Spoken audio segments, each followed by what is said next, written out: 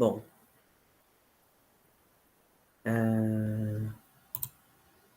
então acredito aqui que está certo, né?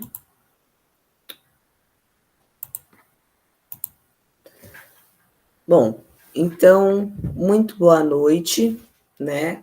Estamos começando a última fase desse primeiro módulo, e para finalizar esse primeiro módulo, nós vamos falar sobre o planeta dos fins e dos reinícios, da morte, do renascimento, do nascimento. Hoje, a gente vai finalizar essa jornada de planetas do sistema solar, só que é necessário lembrar que essa jornada, na verdade, ela não acaba aqui. Por quê? Nós ainda não temos pleno conhecimento de todos os corpos celestes que vêm, são os transplutonianos, né?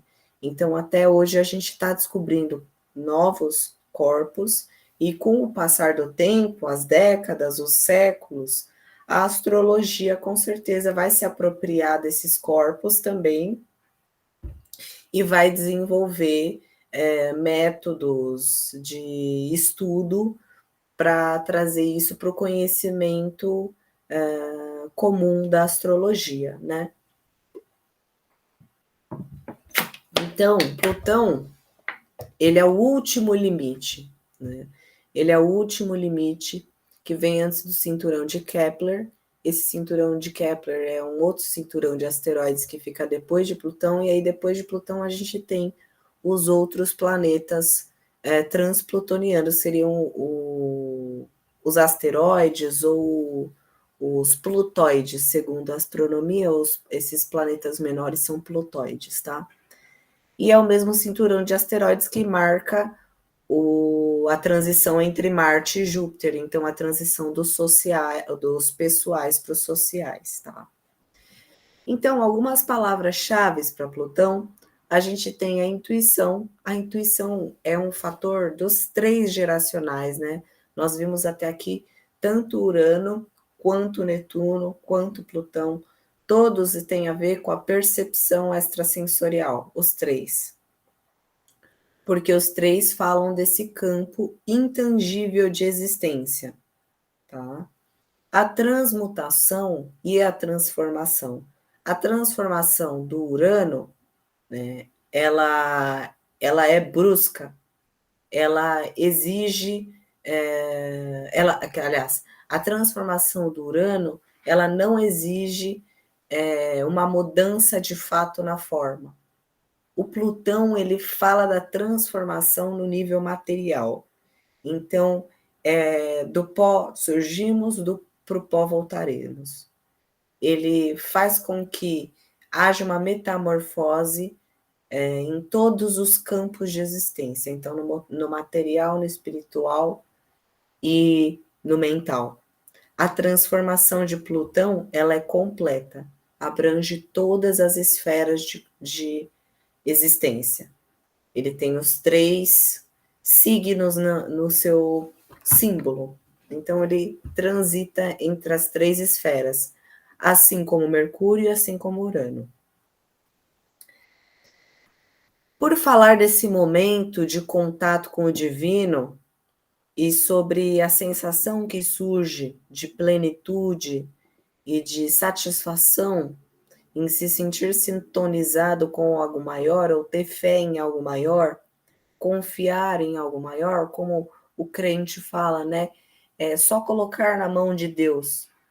Isso significa você colocar a energia, a força em algo maior. Você confiar o processo em algo maior. Então, esse sentimento gera o êxtase, tá? E esse sentimento, ele também tem a ver com o orgasmo e com a sexualidade, tá?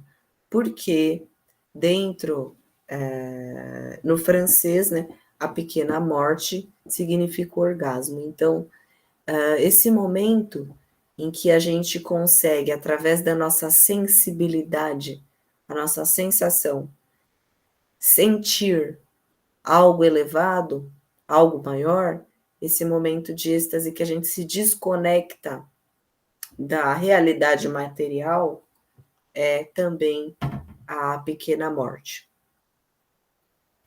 Bom, e aí, dentro desse conceito de Plutão, nós também temos a sabedoria universal, pois essa consciência que paira aqui, essa consciência é a consciência cósmica, é a onisciência sagrada, tá? Então, essa consciência, esse cérebro aqui, ele possui a sabedoria universal. Portanto, Plutão tem muito a ver com o sacerdote, né? A onisciência do universo, como eu coloco aqui, né? Portanto, a espiritualidade, a magia, todos os atributos de Urano e Netuno, Plutão tem também, tá?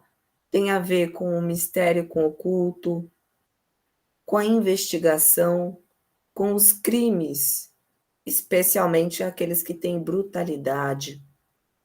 Tudo aquilo que é renegado pela luz, que é distante da luz, muito distante do Sol, né? Aquilo que está lá no fundo tem a ver com Plutão. As nojeiras têm a ver com Plutão. Tem um livro do Rubens que foi lançado recentemente, depois da passagem dele, que chama O Mito Lúcifer. E nesse livro, esse ser que se identifica como Lúcifer fala sobre ele não rejeitar nenhum espírito, né, para entrar nos domínios dele. Então ele é o único que acolhe todos, até os mais perversos. Ele tem empatia, ele tem coração para acolher todos dos domínios dele, né? Então, até ele não rejeita ninguém, até os mais perversos, os que praticam graves crimes, cruéis e tudo mais, né? Então, essa parte que faz parte da criação do universo, mas que não é agradável, tem a ver com esse Plutão também, né? Naturalmente tem a ver com o governo oculto, né? Forma de poder, grandes poderes que têm o seu poder através mantém o seu poder através do ocultismo, tá? Então, o governo oculto da Terra, que seria aí os draconianos, os reptilianos das trevas, né? Que tentam manter o seu poder no planeta Terra. Mas não só o governo oculto, todo tipo de governante, todo tipo de líder, todo tipo de pessoa que tem grande poder, seja financeiro, seja corporativo, seja governamental, através de manipulações energéticas ocultas. Então, aquele presidente daquela famosa nação, que faz parte daquela famosa ordem iniciática, ele tem a ver com Plutão. Todos os tipos de poderes, né? Todos os tipos de figuras de poder que mantêm o seu poder através de coisas ocultas. Por isso que o sacerdote está aí, tá? O silêncio e a seriedade, porque Plutão, ele até então não existia. Então, todos os atributos que hoje a gente coloca em cima de Plutão, antes eram de Saturno. Então, Plutão, ele contém os simbolismos de Saturno também. Ele limita uma parte do sistema solar. Ele é o fim também. Ele é sério também. O silêncio, porque é distante. A frieza também, tá? A sexualidade a gente falou, né? Todos os tipos de fetiche tem a ver com Plutão, especialmente Lilith, e a gente vai falar sobre isso na aula de Lilith, mas a dominação masculina, ela tem a ver com Plutão, tá? A dominação feminina também, mas depende muito da vibração da pessoa, né? O Plutão é o regente do signo de Escorpião, elemento primordialmente água, porque é regente de Escorpião, mas por ser um arquétipo planetário frio e seco, ele tem a ver com a Terra, tá? Porque ele tem a ver com o fim e aquela coisa do pó, do resto, né? O pó, ele vem da Terra, da Terra viemos, da Terra voltaremos, tá? Então, esse Plutão, ele também tem a ver com a Terra. Próximo slide. Então, dentro da simbologia de Plutão, a gente tem pairando logo acima a consciência universal, a percepção extrasensorial, captando essa existência, sentindo, percebendo que tem alguma coisa ali, mas sem encostar. É intangível. Então, esse arco não tem um ponto tangente com esse círculo. Ele está, de certa forma, separado. E aí, essa percepção, ela faz com que hajam manifestações no plano material diretamente, né? E aí, essa percepção, ela não passa pelo estágio de consciência antes de passar pelo plano material. Ela sente, ela faz. Tá? Isso aqui é uma incorporação, esse símbolo aqui representaria muito bem uma incorporação. A sensibilidade da pessoa sente, absorve aquela consciência e deixa isso se manifestar diretamente no corpo, né? Uma consciência extra, de fora, externa, se manifestando no corpo, tá? Então, por isso que dentro desse arquétipo do escorpião a gente tem grandes doadores de energia, são grandes doadores de ectoplasma, são pessoas que podem ter facilidade para incorporar, tá? Por conta dessa dinâmica alquímica aqui que Plutão exerce, tá? E aí tem um trecho do planetas retrógrados, que eu marquei aqui. Então, no símbolo de Plutão, encontramos o círculo do espírito, pairando livre acima da ligação entre a meia-lua da alma e a cruz da matéria. Isso é muito indicativo das áreas desconhecidas que o ser humano tem que atravessar antes de finalmente alcançar uma compreensão de si mesmo nos níveis mais profundos. Então, é aquele princípio hermético do acima e do embaixo, né? O voo mais alto, ele pode ser um mergulho mais profundo. Então, muitas vezes, para a gente conseguir se conectar com Deus, a gente primeiro precisa encontrar ele dentro de si. Então, como ele coloca aqui, as áreas desconhecidas que o ser humano tem que atravessar antes de alcançar a compreensão de si mesmo nos níveis mais profundos. Então, ele tem que atravessar áreas desconhecidas para chegar nele mesmo.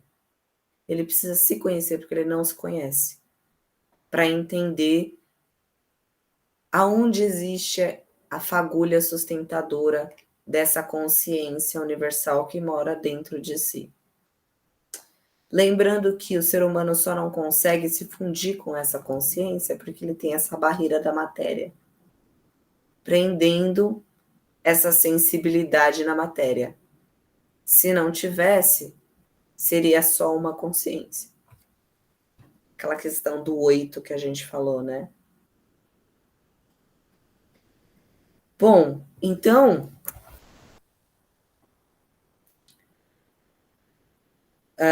quando Plutão está retrógrado, Netuno retrógrado, perdão aqui pelo erro de digitação, pessoal. Plutão aqui retrógrado, tá? Então, quando o Plutão está retrógrado, a consciência universal, ela é captada de uma forma concreta, é tangível. Aquilo passa já, o download, ele é muito nítido. Você pergunta para uma pessoa que tem escorpião forte no mapa, ou é de escorpião, se ela acredita em energias, vai rir da sua cara. Vai fazer, não acredito, eu vejo, eu sinto, né? É nítido. Quem tem olhos para ver, vai ver, quem não tem, não vai. Só que para ela vai rir da sua cara, porque para muitas vezes a pessoa vê ali o espírito na frente dela, né? Então, o Plutão retrógrado, ele faz com que isso se dê de uma forma mais bruta, né? A mediunidade da pessoa ela vai ser mais palpável, não vai ser uma mediunidade tão do campo sinestésico subjetivo. A sensibilidade extrasensorial para as realidades tangíveis. Então, a mesma sensibilidade que é necessária para a gente sentir algo acima, algo sutil, essa pessoa que tem um Plutão retrógrado, ela vai ter para as dinâmicas do mundo. Por isso que é uma pessoa que tem um olhar de raio-x. Por isso que é uma pessoa que sente as intenções, sente os pensamentos, né? E é aqui onde a consciência universal se funde com a individual. Então, ter Plutão retrógrado é um baita de um poder. Só que é aquela frase do Homem-Aranha, gente. Grandes poderes, grandes responsabilidades, né? Então, quando a alma e a parte material da existência não estão em contato com o espírito de luz essencial, o indivíduo experimenta as energias plutonianas básicas. Mas quando ele começa a transcender as quantidades desconhecidas dentro de si mesmo, ele é capaz de suprir a lacuna entre sua vida inferior e finalmente se ligar ao espírito da purificada luz dourada de Deus, que pretendia que ele conhecesse. É claro que aqui o autor ele puxou um pouco para a teosofia, né? Ele deu o tom filosófico dele, mas aí o sagrado de cada um é representado por esse círculo aqui, né? No caso aqui, a luz dourada de Deus para essa pessoa, né? Porém,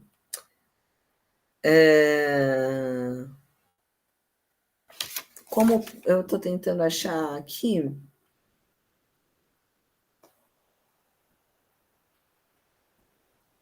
Bom, vai ficar sem.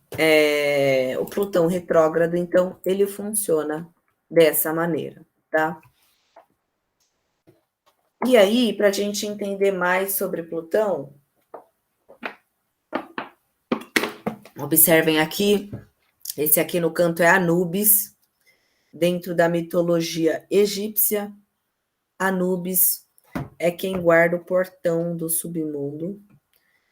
Ele tem um monstro que come o coração da pessoa quando ela desencarna, se caso esse coração não tiver o mesmo peso ou peso menor que uma pena.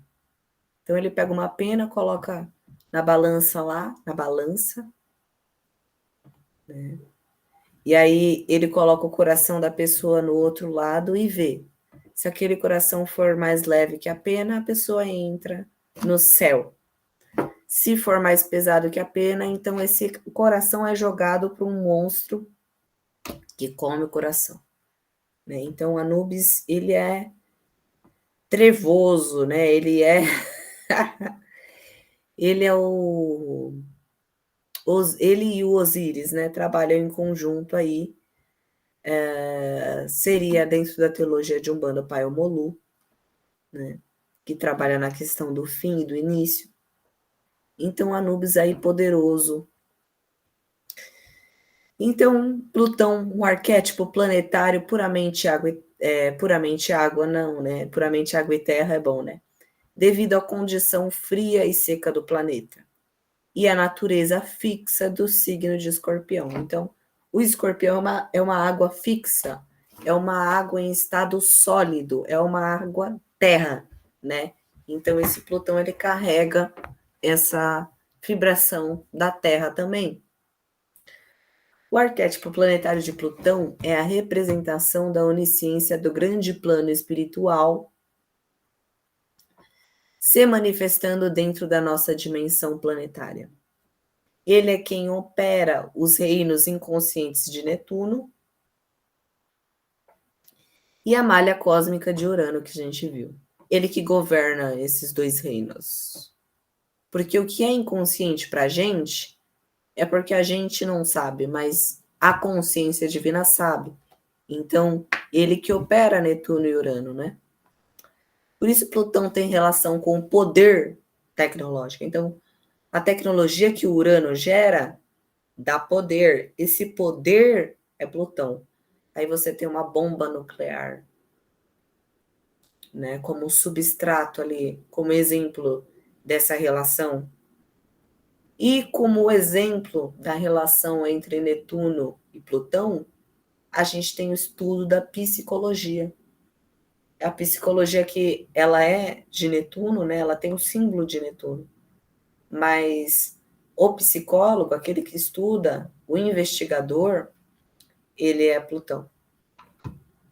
Então aqui a gente tem a lupa olhando a mente, estudando a identidade. Aqui é uma digital, né?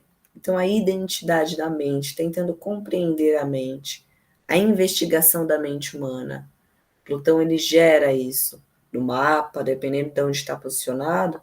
Esse Plutão ele vai fazer com que essa mente esteja curiosa, mais ou menos curiosa, para entender o ser humano no geral.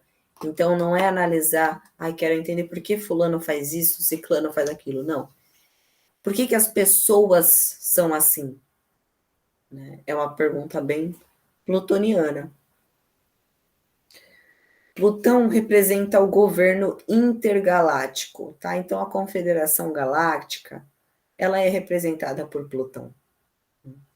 As esferas de poder que superam até a nossa capacidade de imaginação, porque ultrapassou o reino de Netuno já, né? Então a gente nem sabe quais são as consciências e quantas são as consciências que estão representadas dentro desse círculozinho do Plutão.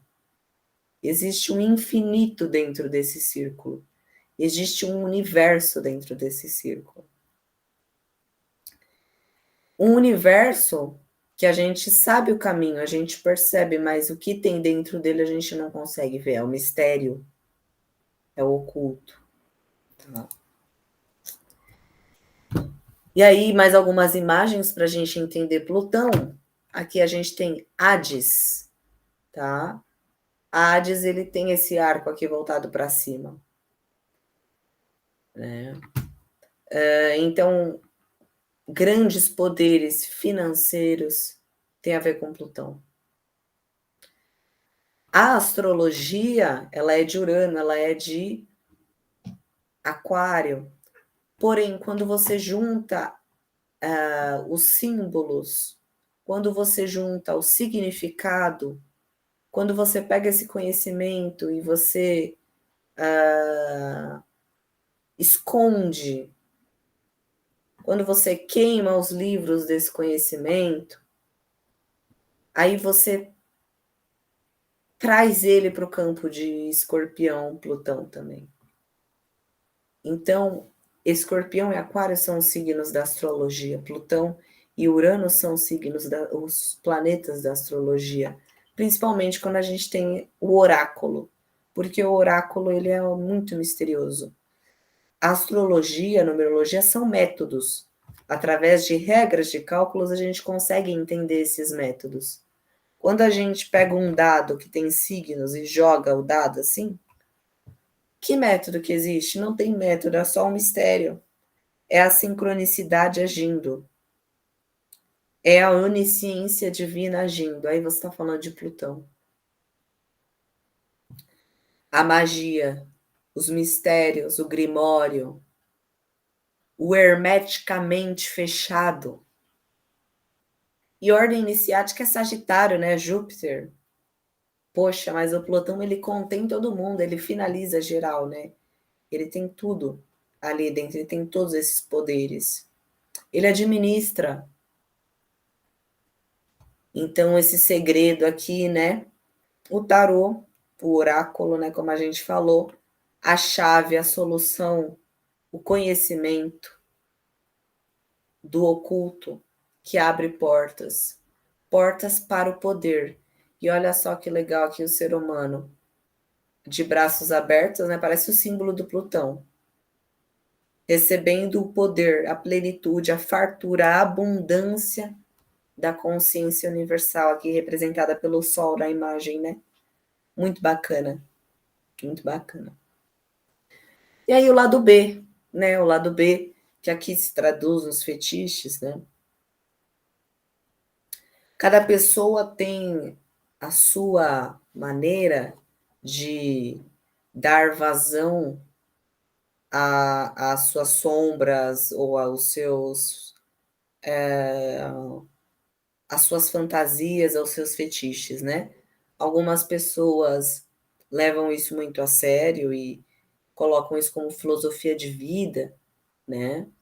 Outras pessoas canalizam isso para determinados contextos.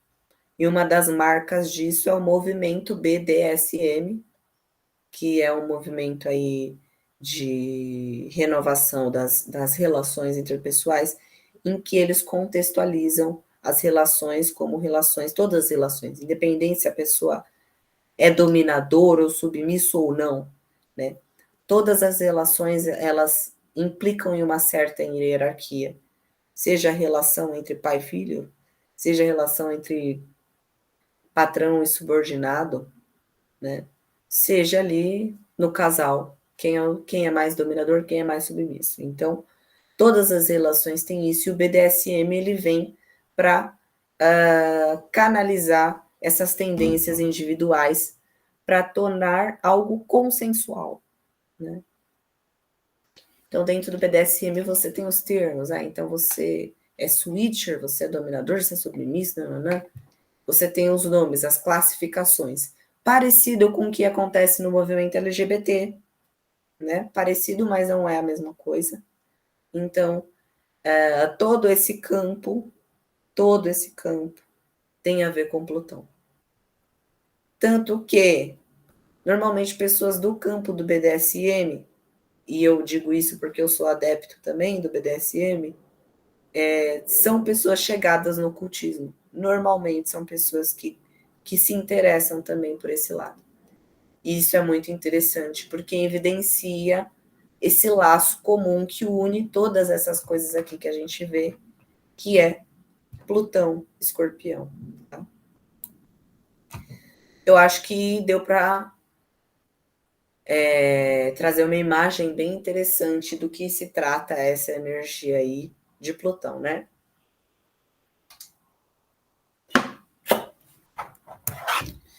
Então, eu acho que esse é o último. Ah, não. O último é os símbolos, né? Então, Plutão é a manifestação da onisciência. Ah, opa, errinho aqui de digitação, onisciência do plano espiritual. É o poder geração da própria, o poder gerador da própria geração. Então, essa consciência aqui, ela vai além do Sol. Ela gerou o Sol. Ela gerou a galáxia. Ela governa o movimento do Sol ao redor da galáxia. Esse aqui é o centro da galáxia, em uma leitura. Então, é muito poder. Por isso que eu falo que a gente tem que ter muito respeito com o arquétipo de Plutão, né? Manifestações, e aí você tem a oitava menor de Plutão, que é Marte, também regente do mesmo signo de Escorpião, representa as manifestações da consciência individual. Então, aqui é Deus agindo no mundo.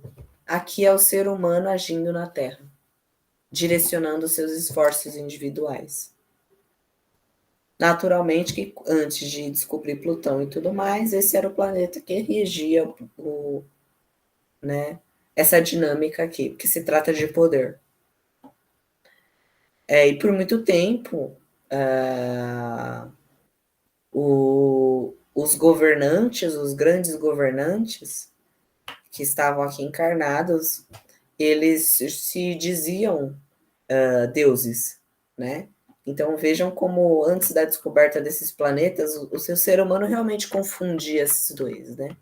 Você tinha aí pessoas que tinham muito poder, que se julgavam deuses.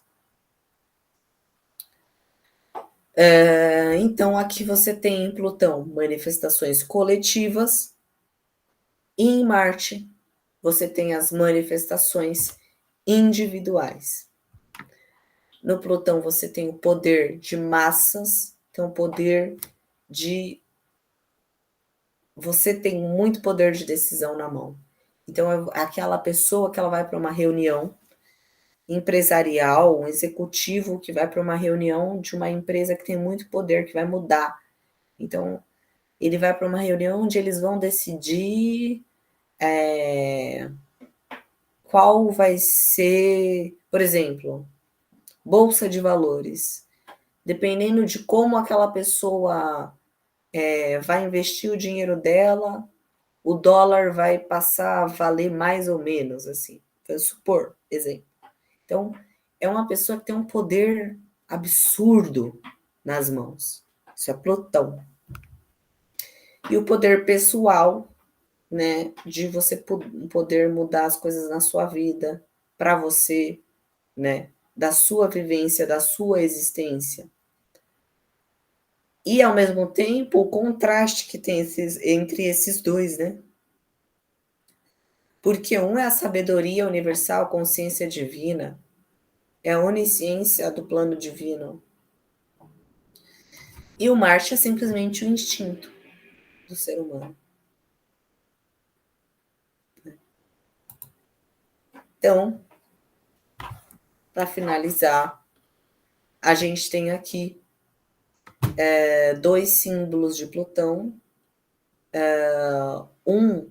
Esse símbolo aqui, que seria o símbolo que ele faz com que essa consciência superior se manifeste em todas as esferas de existência materiais, que são 4: ar, terra, fogo e água.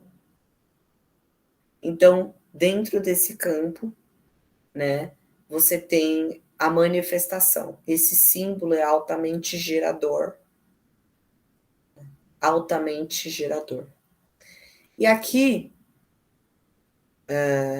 aliás, esse símbolo ele é altamente expansor, e no sentido de desenvolvimento mediúnico espiritual, esse símbolo ajuda muito. Esse símbolo é altamente gerador, porque aí ele está captando a consciência, esse fluido divino de todas as dimensões materiais e criando, e juntando, e cruzando as informações no centro. Então, esse símbolo ele é altamente gerador. Tá? Então, isso é um pouquinho sobre o que a gente vai ver aí no curso dos símbolos. Um curso voltado principalmente para quem estuda magia, tá? Para quem tem iniciação em magia, mas que vai contemplar a busca, a curiosidade aí de pessoas que queiram aprender no geral, tá? Então vejam que interessante, como esse Plutão, ele carrega um mistério muito poderoso, né? E como nós devemos ter sabedoria a usar a energia plutoniana do nosso mapa. E aí, você vai encontrar alguns intelectuais da astrologia dizendo que Urano, Netuno e Plutão, independente do signo, né, funciona mais por casa. Só que aí que está a questão, depende. E aí isso a gente vai entender o que faz isso depender, onde que a gente avalia se aquela pessoa vai vibrar mais nos geracionais ou mais nos pessoais. É Quiron. A gente vê através de Quiron. Porque Quiron é a chave entre os dois mundos. Isso a gente vai ver na próxima aula, tá? Como que esse Quiron opera e por que ele é uma chave, qual o simbolismo dele, que esse é meu campo de pesquisa, né? Então, a partir da próxima aula, a gente começa a astrologia kármica, lembrando que Saturno, Lua, Urano, Netuno e Plutão são todos kármicos. Todos. Tá? E então, todos eles, por falarem de grandes poderes, eles falam de grandes responsabilidades. Logo, karma é responsabilidade. Por mais que o seu karma seja o mais levezinho do densidade do karma igual a algodão. O karma da pessoa é um flu-flu, mais sutil que a densidade de Júpiter. Ainda assim, é uma responsabilidade. Se não tivesse karma nenhum, não teria encarnado no planeta de prova e expiação. Então,